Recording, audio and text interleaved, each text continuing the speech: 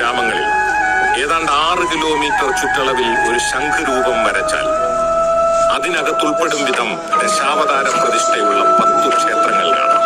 ലോകത്തെങ്ങും കാണാനാവാത്ത അത്ഭുത കാഴ്ച, ഭക്തരുടെ കണ്ണും മനസ്സും നിറയ്ക്കുന്ന അനുഭൂതിയുടെ കാഴ്ച.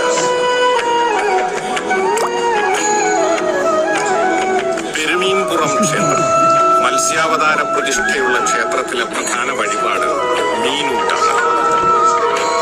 ആമമംഗലം ക്ഷേത്രം ആമവാദം പോലെയുള്ള രോഗങ്ങളുടെ ശമനത്തിനും വിദ്യാഭ്യാസ പുരോഗതിക്കുമായി വ്യത്യസ്ത വഴിപാടുകൾ ഈ കൂർമാവതാര ക്ഷേത്രത്തിൽ നടത്തിവരുന്നു.